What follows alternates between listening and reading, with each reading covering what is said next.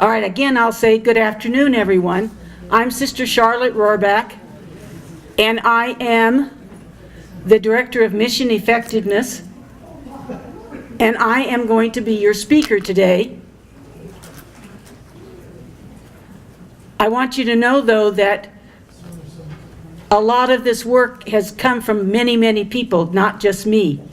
But I'm going to explain, by way of introduction, that over its 84-year history, and when did Newman University have its 84th anniversary or birthday? Very good. Yes, people are really alert. That was our, and by the way, there is somebody that I have had discussions with who disagrees, who thinks it was on 11 instead of 12. The reason that she always said this was because on that day, people came to register. Now, we don't normally count that as a day of class. So officially, the very first day of class and the opening mass, the religious celebration, took place on the 12th. And the newspaper, the Catholic newspaper for the diocese, covered it, and they say the 12th. So my friend, who I'm going to be referring to in a little bit, I will tell you that I think I win the fight. She doesn't like to admit it, but she's beginning to soften up to it. So over its 84-year history, excuse me, our university has had 4 name changes. So 4 times we've changed our name. The very first time, from 33 to 52, it was known as Sacred Heart Junior College. From 52 until 73, it was known as Sacred Heart College. From 73 to 98, it was known as Kansas Newman College. And from 98 to present day, it was known as Newman University. We'll never change it again. That's the president saying that. The 4 mission talks that are scheduled for this academic year will focus on these time periods. Now, and I'm going to, this time, try to operate this myself. And hopefully, can all of you see these? Okay. We're leaving the lights on so that you'll be able to see, and also, since we're doing a video of this, and thanks to many people from University Relations that are helping to make this happen, when we do this, I create a shadow. And that's what, when we had the lights off up here, which I think you can see the screen better, but that's the reason that we changed it. So what am I going to try to do during every one of these talks?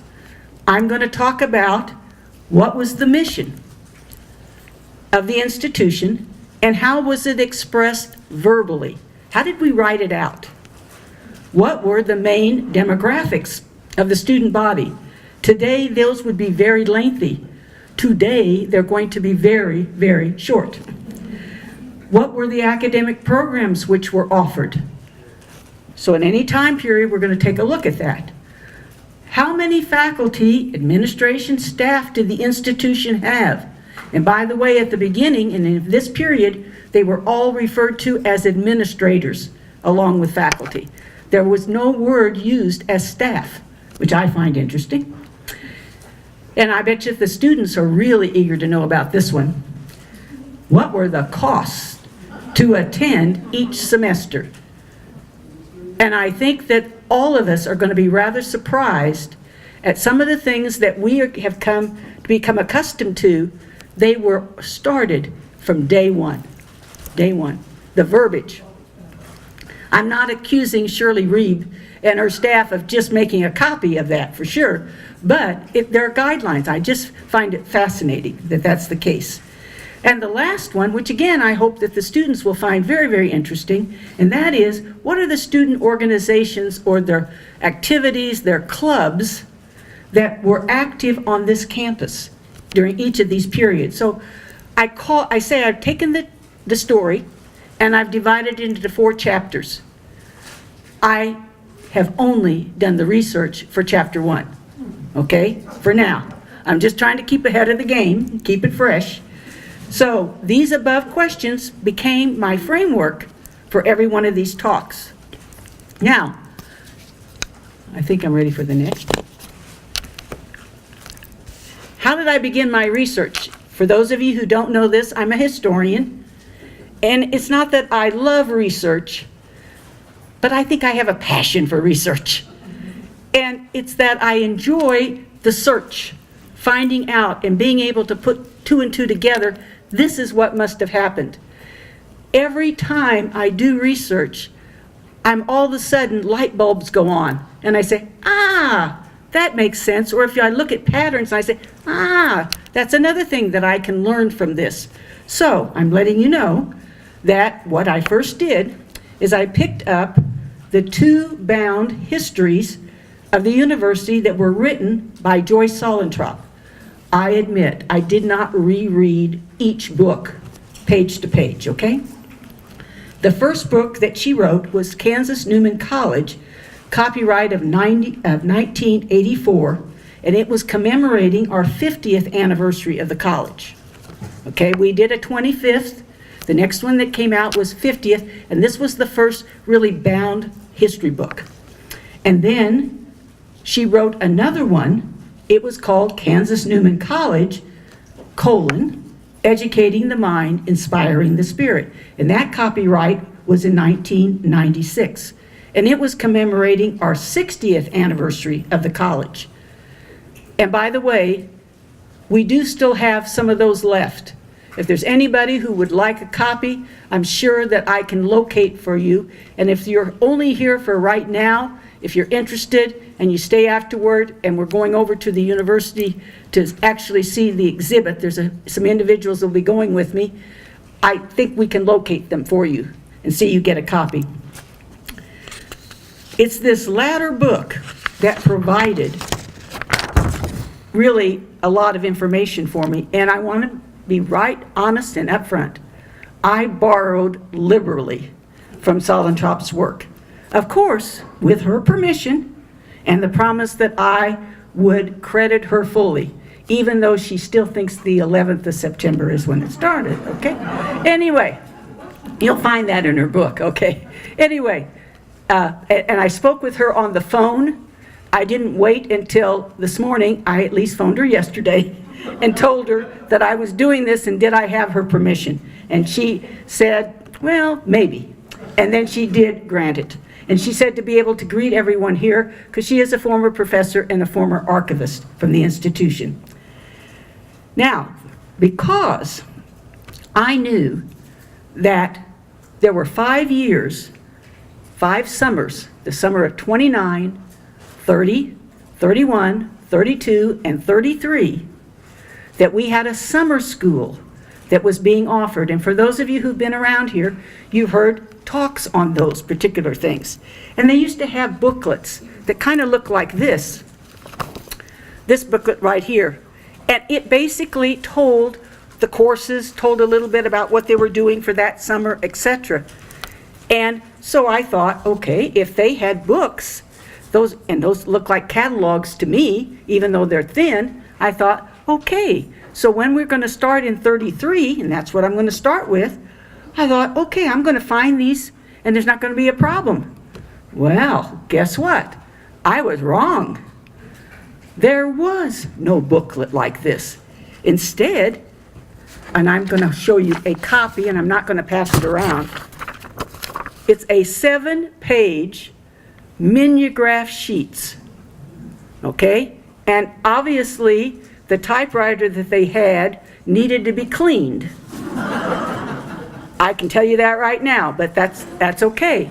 And I'm amazed at what all was in this. Actually, it had these parts, and I'm not going to go through all of it, but it said it was called General Information and Announcement of Courses. That was what was on the first kind of title of it. And it had, first thing, the calendar, which we would always expect. It had the administrative officers. It had an advisory board, and I'd like to explain what this advisory board was. When it originally opened, we were trying to educate, especially sisters of the religious communities, and this is what we've been doing in the summer schools. So we've been educating them so that they could be teaching in primarily the Catholic schools. That was how it started out. That doesn't mean that we didn't have students who were not members of religious communities. But this advisory board consisted of whoever was in the leadership position, the top position, for each of the religious communities in the Diocese of Wichita, plus one other member from their community. So this advisory board was a whole gaggle of nuns. That's what it was. And it was, I say, 2 representatives from every community. Did every community at least send somebody here? Yes. It might have only been 1 or 2. But every community did send at some point, even in those early years, somebody to be educated. There was a list of the faculty. There was general information. I find this interesting. It gave us our location, the administrative organization, the standards, admission requirements, registration and enrollment, expenses, what a credit hour, how that's defined, records of scholarship, curriculum, regulations governing the election of courses, duplication of courses, grade points, number of hours to be carried at one time, requirements for graduation, preparation for teacher certification, and miscellaneous courses. And then lastly, it provided the description of the courses that would be conducted in 1933 and 34. I thought I was finally on a roll. But then I looked more and I thought, well, there's got to be one for the next year. Nothing. Nothing could be located. But finally, this one that I put up earlier is the first catalog for Sacred Heart Junior College that can be located. Not only do I have the archives copy, there is also a copy in the registrar's office. So they have everything too. So in other words, we at least have this. What year? 35. So that's the first year. So in other words, as that year. So we'd actually had 2 years, and we actually had already had some people who graduated before we actually, so they would have been using those 7 pages of mimeograph sheets. I was amazed what all went into that, those 7 pages. And they're interesting to read. If ever you want to borrow it, it can be found in archives, because I'm going to make sure that archives gets a copy of this one now. We didn't find one in there prior to this. These books, and I've got several more of them. Some of you that are up close will love this one. It's got pencil math on the back. It also says Bulletin Students Symposium. I have no idea what they mean, but it's got all kinds of proportion on the back, etc., that somebody wrote. Anyway, why I wanted to at least show you these is there is not one for every year. What I have here actually takes us through 49, because for 1950, even though there was not a change yet in the name, we started doing a thicker kind of catalog that's more like the kind we have today. Not as thick in that, but arranged in a different kind of fashion. But I thought you would like to at least know that these existed. And I also decided that instead, I originally was going to quote from some of these. I decided instead to put some of the information up on the board, okay? And leave it there. And by the way, some of them are published for 1 year and some are for 2 years. Today, we do it only for 1 year.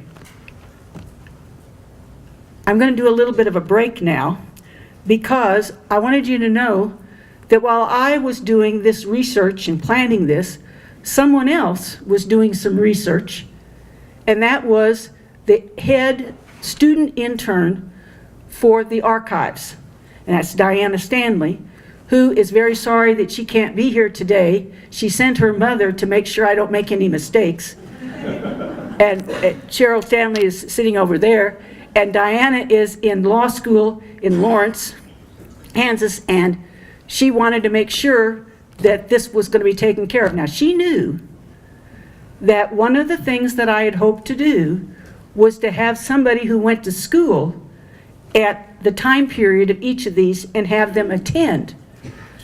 I figured I wasn't going to have any problem because I knew of two women who have often attended many of the functions, and that's Helen Ruth Welsby and Catherine Brady.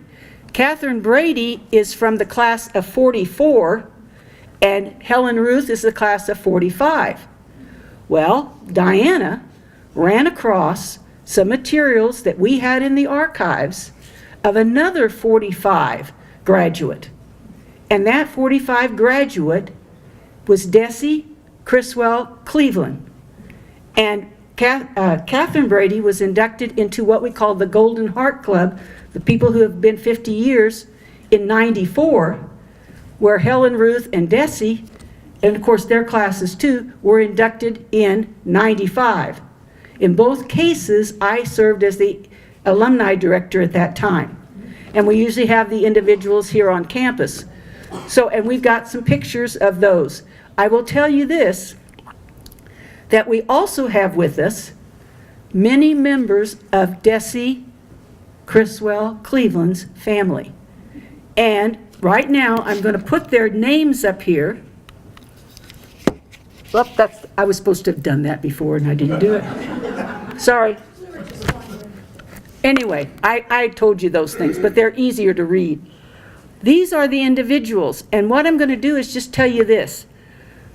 Diana, wanting to put some parts of the exhibit, because we always do an exhibit with these mission talks, or have for several years, decided, wouldn't it be great, because we have a lot of things that Desi donated to the archives. She probably brought some of the things when she came for her 50-year reunion and was inducted, so she probably brought some of the material, but then she probably sent others later. Almost every member, when you get together, brings stuff that they had at the time. Well, what Diana wanted to do was, she wanted to use these in an exhibit, but she didn't want to just do this without finding out if the family was okay about this. So the person who got the call is this gentleman over here, right over there. You want to put your hand up? Robert Cleveland, and this is one of her sons. And the message that got left for him was this, that we want to do this exhibit, and there's going to be a talk going on, and we just wanted the permission to be able to use some of these things and to put them in an exhibit. He got that on his voicemail and was asked if he would call her back, which he did. And as he remembers it, it was basically to get the okay for this. And he basically also said, she told him, you know, it'll be a nice event. Maybe you want to have some of the family come. Will you please look at where the family came from? And it's been great meeting all of them. Now, I spoke with Alice over the phone more than one time, and she was the one that I was working with, and she had also talked with Anthony Hammerskey in archives, and it's Anthony and Tony, I'm sorry, Anthony is Tony. Dakota Hurd is the other one, and what Diana did, Diana never liked to leave loose ends. A researcher never leaves loose ends, if possible. And so she prepared the entire exhibit before she left. And it was all arranged and sitting for these two young men to set up. And the day they set it up, I got an email telling me it is now up. And would I please notify everyone that the exhibit is up? Well, I then said, well, I'll do that when I send out the invite to the talk, which I then did. So some of the family has already been over there, but the question I got asked was this. Desi, at least for the last 10 years of her life, and maybe a little longer, suffered from Alzheimer's or some type of dementia. And the question was, when could she have donated this? Well, I think that's an answer that we've been able to figure out. That she brought these things probably sometime in 95 and shortly after gave us these. One of the things that we're going to do for everybody is I've now got the key so that we can open the exhibit because there's something they want to see. Some of her sons and daughters. 2 of her sons are here and 2 of her daughters. We have two granddaughters, 2 nieces, or just 1 niece? 2 nieces, and we have a cousin. Is that right? Okay. But I think we need to give them a Newman University welcome.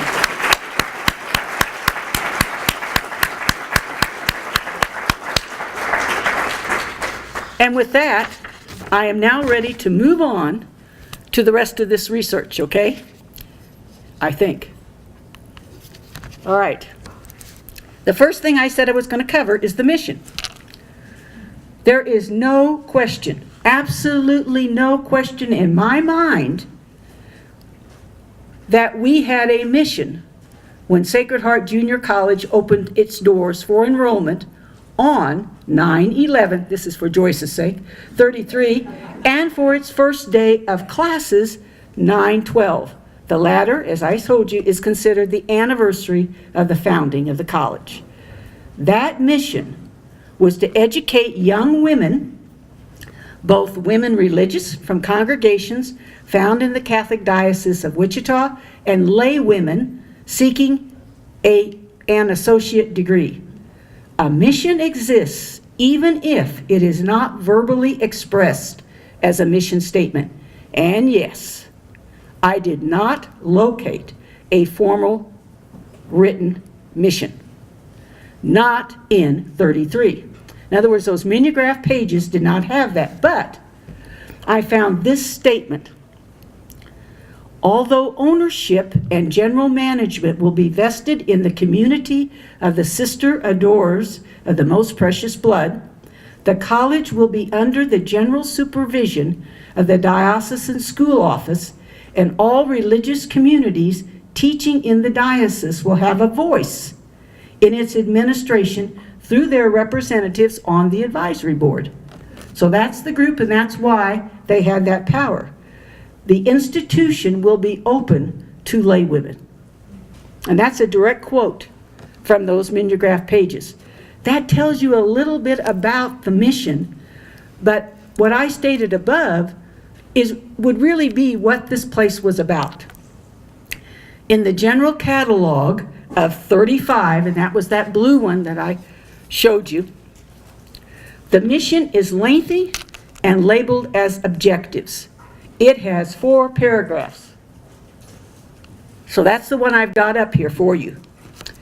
It provided a planned program of educational experiences looking to the development of true and finished Christian character. Now, I have to find my slide of that down in front of me here. Okay, here we go. You should have seen me trying to balance all these things last night because I knew I was going to have not much space up here. So I added for you, what's that really mean? Well, for them, it meant an honorable and useful citizenship to this world. In other words, they wanted to make sure that the students that were here were in tune with that. Also, the whole of human life: physical, spiritual, intellectual, moral, individual, domestic, and social. Each one of those was kind of defined. I just given you the shortened version. The second one was addresses the meeting standards required to teach in Kansas. So in other words, they were going to make sure that we were following exactly what you needed. A third one was the physical development of its students. And as I wrote up there, that meant the acquisition of manual and artistic skill. I found that always interesting how they would do a balance of these going together. And training of faculties to handle ideas and information. In this particular case, they're meaning your faculties in your mind, as well as within your heart, so that you could handle ideas and information. You could infer and figure out these things by what you were getting here. Also, moral training. Upright conduct must rest on personal conviction and the habit of self-reliant action.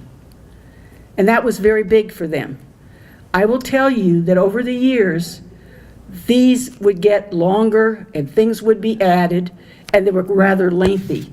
What I'm going to do is just tell you a couple of things that I found over the years that changed. So I'm going to say that during 35 to 45, basically it remained exactly what I just showed you. But a new one came out. Well, there were others that came out, but they were always the same. Every one of the books I have. Now, what's interesting is that we had one for 36, 37. These are the catalogs. 37, 38, 38, 39, 39, 40. The next one is 45. Why in the world could I not find anything between 40 and 45? There was a war, the World War II. I was amazed that they actually had one for 3940. I was kind of surprised that they did because the war in Europe started in 39. But anyway, the very first one after that is actually in 45. So even though what's up here is actually referring to the war years, because there was no catalog, they put it in the one for 45, which is kind of interesting. It's like after the fact. Think about it though. You didn't waste paper. You didn't do anything. You also had a very low enrollment during that time. I don't know. Can Catherine and Helen Ruth, did you notice a change, or was the enrollment pretty steady? Seemed to be, well, as far as we were concerned, it was. Okay, so she thinks it was pretty steady. One of the things I did note is, in the correspondence that was with Desi, with several of the sisters, it's very interesting in the exhibit. They wrote her letters and making sure everything was great and she was doing okay and she was definitely coming back. It was the sisters who were doing all this letter writing. I was amazed in relation to it, the interest that they held in each and every student. And I'm going to tell you, there are 5 or 6 letters that were written over the time. And some of them were short, some were long. I have to tell you this because there are some people who do remember this sister, Sister Dolores Strunk. She wrote the long, long letters. She didn't just say a few words. She gave a nice little homily with hers. I'll tell you, that's for darn sure. But they were always newsy. But it's interesting. It's because those were the war years. Now, for the duration of the war years, special attention was given to students preparing to make definite contributions to the war effort. If you did not know this, during those war years, we actually had, from 43 and 44, we had student nurses enrolled in what was the United States Cadet Nurse Corps. There was no such thing as the WACs yet. So these were nurses. There is a picture that's in this exhibit that is of the entire student body. The nurses, cadet nurses, are almost half. Now imagine, 43, 44, so what's going to happen? They're going to disappear in time here. And that's going to have the enrollment going down. Now do you understand why they were trying to make sure everybody was going to come back? They knew they were going to take a big hit in relation to enrollment. I don't know if the president, Monsignor McNeil, who was still the president at that time, was whipping him into shape and saying, you better get this done. I don't know about that. I knew that Dr. Croce would appreciate that comment. And I knew I could say it. Anyway, the next ones came out, the 45, there was one in 46, one in 47, etc. But these actually occurred in this early period. The next one I say is that Sacred Heart College would enlist in the Crusade of Christian Democracy launched by Catholic University of America. Students were going to be instructed in the true meaning of Christian democracy. So in other words, in the latter part of the 40s, that is what was done. There were specific aims. They were worded into 4 now that would become kind of like, these are the mission: the development of supernatural life, moral training, academic pursuits, and physical development. They're a lot like what the ones were earlier, but now they're grouped into those 4 categories. Now, with that, I'm done with mission. And the next one that we're going to do is take a look at the demographics. Remember what I said about them? Short. I don't even have a slide for you. The enrollment, the first semester, 36 students, 34 sisters, and 2 laywomen. So from day one, we had laywomen, not just sisters here. And I think that's important to remember. Most commuted. The only residents were the adorers. And by the way, I'm going to refer to them as the adorers simply because we had a different name at that time, but this name would work. To call us ASCs would not be correct because we did not change until '68, and therefore I feel like it's better that you'll understand who I'm talking about if I use the term adorers for our religious community. The women religious from the other communities were commuters, as well as were the laywomen. Everybody at the very beginning was an education major.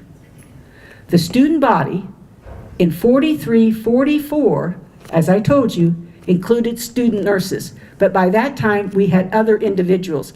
I'm going to refer to that in other parts. This is where this demographic section could have been expanded, but I put it in other sections instead. So with that, we're going to turn now to academic programs. In the first year, and by the way, I have to credit Dana, who's sitting over here and running the video. She made me these 3 wonderful slides, pictures, whatever, they're JPEGs. They're wonderful. I didn't do them. All I did was slip them into this. The first years, the curriculum was divided into groups. So starting in 33, we actually had 10 groups.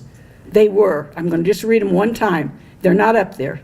English, classical languages, modern languages, mathematics, physical science, biological science, history, philosophy, miscellaneous, and professional. You know what you didn't hear? You didn't hear religion or theology. That was listed under miscellaneous. I found that interesting. A total of 14 courses were taught that first year. So a total of 14 courses from various areas. In 37, 38, we first changed to divisions, which you're seeing up here. There were 4 of them. The curriculum of the college had been reorganized according with an arrangement of courses introduced the year prior at the University of Kansas. So in 36, when the University of Kansas set theirs up into 4 divisions, the following year, we then did that here. And what this shows you is, the catalog is letting you know the divisions in a chart with the 10 groups. I didn't provide that one. Instead, we took the one after it so you could see, here is what fell in that particular area. Now, over the years, this changes. In other words, you can add a different area, they subtracted, and so on. I just wanted you to kind of see, this is what they would have been offering. These remained over the next few years. Annually, though, as I said, the disciplines in each division were altered. Okay? Is it all right? I'm going to move to the next one because I want to get through this. This is the one I think is so interesting. The size of the faculty and administration, and I say support staff. But we wouldn't probably call some of these administrators, but maybe they actually were.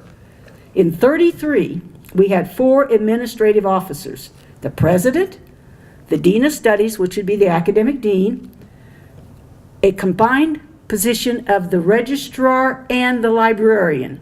So this person did both. And then there was a secretary. There were 7 faculty members, and those included the president and the dean of studies. So 2 of the administrators were considered faculty members.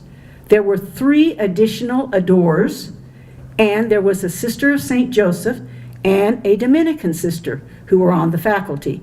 I chose not to give you all the names, okay? I just felt like that was a little too much. The reason I'm doing this is because I want to point out some things that are going to happen, which I think are rather surprising. The next time that we see anything is in 35, because the mimeograph sheets were in 33. Then we get to 35, and I was able to see what happened in the booklet. There were 5 administrative officers. They added a dean of women, like we would have a dean of students. They had the dean of women. And where am I? The registrar, librarian, still the same, combined. And then they added something called a bursar. That's like the treasurer. It's the business office, okay? But it's just like one person, all right? And by the way, that would have always been a sister. The diocesan superintendent was the president, and there were 4 adorers that made up that. So normally, the adorers and the president always made up the administration. There was never a member of another religious community who was on the administration. There will be, though, an additional priest in time. There also now were 12 faculty members, 2 priests, which included McNeil as one, 5 adorers, 3 Sisters of St. Joseph, 1 Dominican, and 1 laywoman. Interesting, in 35 already. And by the way, that person was teaching theater and became an institution. Here, in 36, administrative officers didn't change, but the faculty grew to 14. 2 priests, again, same ones. This time a medical doctor was actually teaching in the science area, in the biological sciences. 5 adorers, 3 St. Joseph, a Dominican, and 2 laywomen. By the way, there was 1 laywoman who graduated, and the next year she was on the faculty. In 37, there were 6 administrative officers. They added a spiritual director. There were 15 faculty members, 2 priests, a different MD this time, a different doctor, 5 adorers, 3 St. Joseph, 1 Dominican, and 3 laywomen. In 38, administrative officers, no change. There were 16 faculty. Again, I think I just, no I didn't, okay. That one had 1 priest, and that would have been McNeil, an MD, 8 adorers, 2 Sisters of St. Joseph, and 4 laywomen. In 39, we added some new administration. A spiritual director was added. In other words, somebody like campus ministry would be, or a chaplain, but they called him the spiritual director. The librarian and the registrar positions are separated. The person no longer has to do both. 16 faculty, 1 priest, 9 adorers, 2 St. Joseph sisters, and 4 laywomen.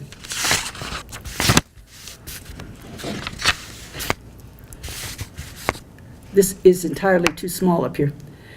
45, because that's the next one we can tell you, 9 administrative officers. Now they list an honorary president. By the way, that's always the bishop. A spiritual director, president, vice president, dean of studies, a personnel directress, a registrar, a bursar, and a librarian. The first 3 I said was a bishop and 2 priests. All the rest were adorers in 45. There were 18 faculty, 2 priests, 10 adorers, 2 Sisters of St. Joseph, 1 Dominican, and 3 laywomen. Now here's the big jump. Remember, there were very small amounts that happened in these years. It was just kind of slight. You've got to know this is founded by the adorers of the blood of Christ. They need to get their people ready with advanced degrees to become the faculty here. Administration, if necessary, of course they had been serving in this, but in other words, they're training this religious community. So, I want to show you the big difference between 45 and 47. Here's where we have, by the way, chaplain is listed. We again start saying Dean of Women. There are 27 faculty. So from 45 to 47, we jump from 18 to 27. 2 priests. In 45, there were 10 adorers. in 47, 20, doubled in 2 years. A CSJ, a Sister St. Joseph, and a Dominican, and 3 laywomen. That's just to show you that by that time, there's definitely a stamp that we've got our people ready. Now, not going to tell you that all of them had PhDs, but a number of them did, but they were all qualified to teach. And I think that that tells you something about this institution. In fact, Joyce Salentrop admitted to me over the phone yesterday, she's a graduate of what was St. Mary of the Plains in Dodge City. She said in comparing those 2 institutions, the Adores did a better job of educating their members to be able to be qualified with terminal degrees to teach at this institution. Now that was a lot for her to say that. And I'd never heard those words come out of her mouth. Yes? Were a lot of them at St. Louis U? A number of them were trained at St. Louis U, but they also were trained at Marquette. They were trained at some at Creighton. I don't know that Creighton had that many doctoral programs yet, though. So that's why it would have been Marquette. Notre Dame was another leader in regard to where people were sent. Those would probably be the biggest ones. So Notre Dame, St. Louis U, and Marquette were probably the ones they went to the most. And so it's kind of interesting that that was the case. Anyway, I'm done with those. And now, what did it cost? I think you can also, I'm not going to read every one of these, but as you can see, it cost $5 for the registration fee. Now, this is the one I love. The registration fee is like what we call the matriculation fee. And by the way, it was non-refundable. So we already was listing on the Mimeograph sheets, we're telling you what can be refunded after so many weeks, and just like our bulletins or our catalogs do today. But that matriculation fee, those $5, whether you came or not, it's lost. It goes to the institution. Tuition per credit hour, $2.50. Library fee, $2. The board and room, board, dormitory, and laundry for lay students, $125 a semester. And by the way, there were laboratory fees. Some were $1, some were $2. I don't remember seeing anything above $2 for a particular class. So if you were taking biology or taking chemistry, that's about the most you would have paid at the very beginning. And these stay. I am not going to read through every one of these. I just want to tell you that there are other things. We start having advanced standing. I was amazed that advanced standing already was shown in 35. And, I just thought that that would have been something that was more recent. I would have put it at least after, probably in 60 or something like that. But no, we had it back then. So this is pretty normal what was taking place. Also, if you hadn't received a recommendation, a diploma, a transcript of credits, or advancement to a higher class, you couldn't do any of those unless you paid your bill or made arrangements, settled in full. So, not much different than what we say today. Actually, it changes as you go through. You can look at every one of those. I'm not going to read them all. But I think it's interesting, by the time we reach 45, they separated into a listing for residents and a listing for non-residents. By the way, this is the year that, by gosh, we actually went up. We raised the fee for your room and board and your laundry to $135 over $125. The tuition went up from $2.50 to $3. Unbelievable. An activity fee of $6. And I love this, a gym suit that cost you $175. And yes, there were gym suits. And I think you got it. It was yours, and you took care of it. You laundered it too. I will say this, another thing that I didn't tell you about is there's a cost for a cap and gown, and you might say, why in the world would there be a cap and gown fee? That's because as a student here, and this is much later, not in this period, when I came to school here, we were required to have a cap and gown on at least once a month at a religious ceremony. So you actually were renting it for the whole year. And I remember as a freshman that we actually even wore beanies until we received our cap and gown. Did you have that also? Sister, Yes. we had to wear our caps and gowns to mass all the time. Every time you went to mass? Every day. Okay. We didn't have to wear them every day. We only had to do it by the time I got here, which was later. It was actually, we had to wear them once a month. But yeah, I'm sure you did. But think about this, that was good, it kept your clothes clean. Cut down on the laundry bill. They're not buying it. Anyway, does that give you an idea of what this was?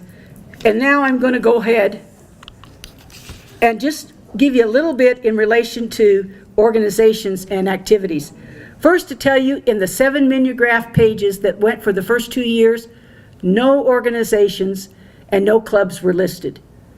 But I can tell you, we have documentation that shows that the Sodality began at the very beginning.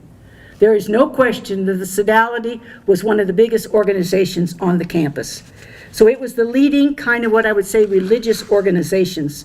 There are other ones that were also on here, and I thought I'm not going to list every one, but I am going to tell you about the Student Council, which I think is interesting. It'd be like our SGA today.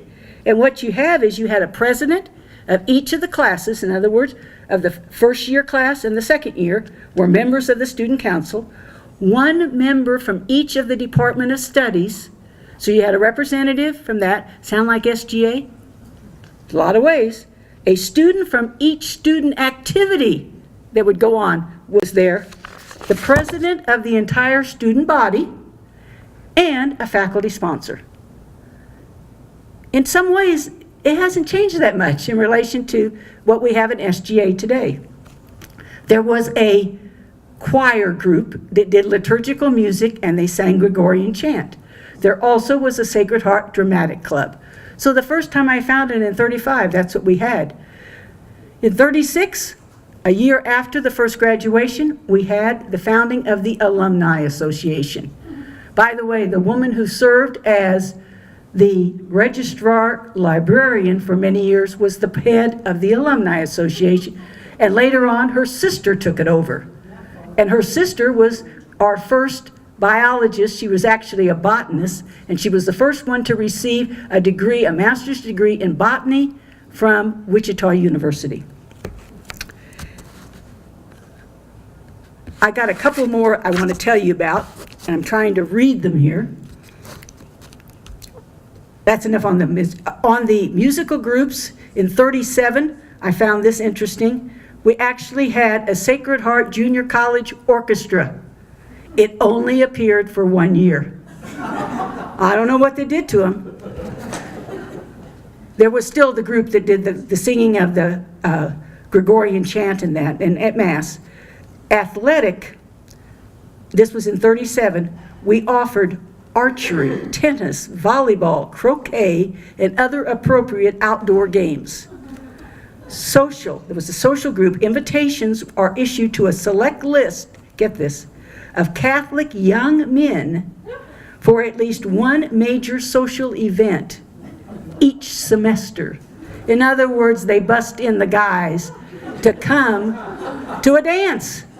And by the way, that continued for many years, even when I was here.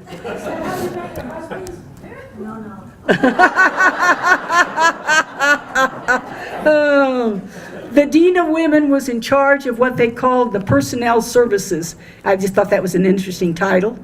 But they used to try to give you all kinds of advice, solving your social, financial, employment, health issues, planning, housing, and boarding. In other words, somebody could offer you something to tell you how you could do this.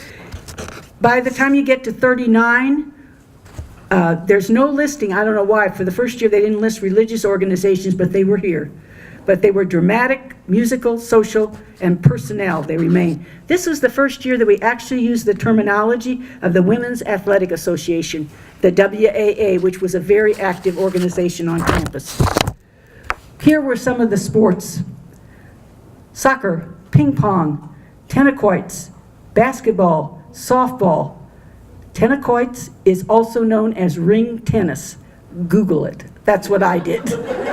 I don't think I could figure out how to play it. I swear, I read those directions. Did anybody ever play that? Tennis? Fascinating. When I read the directions on it, I thought, my gosh. Anyway, these are the ones that the organizations and activities. In 45, there were 3 full pages for the listings. Religious was back in there this time. And I think they were just scared when they were typing all that stuff from 39. I think the whole threats of what was going on in the world scene probably got to them. And they probably thought, well, we're praying every day. We aren't going to have to mention it. Anyway, these are all going to remain starting in 45. They remain throughout the rest of the Sacred Heart Junior College years. In 47, I put, that's not the one. These are the ones added. It's at the bottom there. I wanted you to see. These are the ones that became standard after that and are listed for the rest of the time that is known as Sacred Heart Junior College. The Student Association and the Student Cooperative Board, the Sodality, this is a big one. The National Federation of Catholic College Students. And you had representatives. This got us out with other Catholic colleges around nearby. And I was involved in that as a student here myself. The music, the chorus, the Scuola Cantorum, and the Praxettes. The Praxettes were today's troubadours. Dramatics, the Masquettes, I don't know, I don't think the Sloppy Joes fits that, but it would be something like that. It was a small group that would perform, but it was a big group of the theater that would be a part of it. Athletics was that Women's Athletic Association and the Alumni Association would have been listed. Now, where do you see this next slide? Concluding remarks, and these are short. This is where I borrowed liberally from Solentrop's Second History for some summary thoughts. With no financial support from the bishop, McNeil, the president, spent much time asking for money to pay current expenses. He said, and this is a quote, "We didn't have finances. Nobody had the experience. I would beg for $100, $200, or $300 at a time when it was needed to pay current bills from local Catholics." End quote. The early catalogs, and if you want to look, I can show them to you, included these donations, and the names of the donors were in the catalog every year. And they're small amounts, but they depended upon all of this. Every scholarship, they might have had just $100 that was given, but that was listed, and it was a scholarship for a student. McNeil stepped down in 1945, serving the college for its first 12 years. Accreditation was received for the first time in February of 1935. All faculty held degrees required by the state for instruction at a 2-year college. McNeil, with the Adores, held an intensive campaign to increase awareness of the college. Although enrollment did not increase rapidly, the college, its faculty, and its curriculum gained in stature each year, which I tried to show you. I'm on the last page. For 19 years, Sacred Heart Junior College granted a 60-year Associate of Arts degree with a basis in the liberal arts. The students could go on to upper division work or receive an elementary teaching certificate. General studies, or the liberal arts education, was viewed as the foundation for later studies and professional training, but the college did offer vocational and professional studies like home economics, commerce, secretarial science, and pre-professional studies, pre-journalism, pre-medical technology, and pre-nursing. Now, I know, Catherine, what was yours? The commerce, right. And I know that Helen Ruth went on and finished her medical technology. So she was the pre-medical technology. What was Desi? Did she go on afterward? She was education. Yeah, I think she was too, from what I could figure out. It sounded like she was in education. That's in the letters that were there, that it sounded. And by the way, she must have had a fabulous voice, because they wanted her very definitely in that chorus. So I know that. Next one. From its beginning, the college recognized and met its obligations to the local community by responding to its educational needs. It lived out of its mission. There is no question in my mind regarding that. Troublesome was the college's lack of public visibility. Not well known in Wichita, Kansas, or the diocese. The college wanted to change this. By 45, the college was known as Sacred Heart. They stopped using junior college in its name. Of course, at that time, the campus also housed a secondary school that was known as Sacred Heart Academy, starting in 45. So prior to that, it was named St. John's, but now we've got this academy, which was always larger than the college, always larger. The college in the summer of 45 launched an aggressive advertising or marketing campaign. Information about the college focused on two aspects of education. I love these. One, emphasize education for life, the formation of character and citizenship. That was that liberal arts training. Also, it emphasized the practical. Listen to this quote, I love it. Nowhere in the Midwest is there a more modern nor more up-to-date school than Sacred Heart. Come here for a quick money-making job. That one blew my mind. But you know those marketers, and you know what? It was a nun who wrote it. The growth which the college sought will begin to rise with the four-year college started in 1952, and the accreditation of the education program by the state of Kansas in 1958. But that's where the next mission talk will begin. Thank you very much.